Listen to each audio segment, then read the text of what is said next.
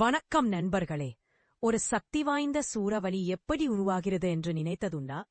இன்று இயற்கையின் உள்ளங்கையில் ஒரு அழகான பயணம் போகலாம். சூறாவளி எப்படி கிளம்புகிறது என்று தெரிந்து கொள்ளலாம்.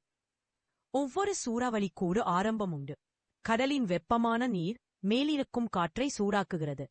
சூடான காற்று பலூன் போல மேலே ஏறுகிறது. அதனால் கீழே காலியான இடம் உருவாகிறது. அந்த இடத்தை நிரப்ப குளிர்ந்த காற்று ஓடி வருகிறது. சுழன்று பூமி சுழல்வதால் இந்த காற்றும் பெரிய சுழலாக மாறுகிறது. அதுவே சூறாவளியின் ஆரம்பம். காற்று சுற்றி சுற்றி ஒரு பெரிய சக்கரம் மாதிரி உருவாகின்றன. சுழலும் காற்று அதிகரிக்கும் போது மேகங்கள் பெரியதாகவும் காற்று வேகமாகவும் ஒரு வட்ட வடிவம் உருவாகும். அதன் மையம் மெதுவாக அமைதியாகிறது. இந்த அமைதியான பகுதிதான் சூறாவளியின் கண். கடல் மிகவும் சூடாக இருந்தால் சூறாவளி இன்னும் சக்தி வாய்ந்ததாக மாறும். காற்றின் வேகம் அதிகமாகும். அலைகள் உயர்கின்றன. சூறாவளி கடல் மீது பயணம் தொடங்கும். இப்படித்தான் கஜா, வர்தா, அம்பன் போன்ற பெரிய சூறாவளிகளும் உருவானது. சூறாவளி என்பது ஒரு புயல் மட்டுமல்ல, அது இயற்கையின் மிகப்பெரிய சக்தி.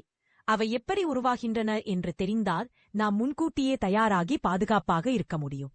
இன்று முன்னெச்சரிக்கை, ரேடார் எச்சரிக்கை செய்தி எல்லாம் இருப்பதால் மக்கள் பாதுகாப்பாக இருக்க முடிகிறது.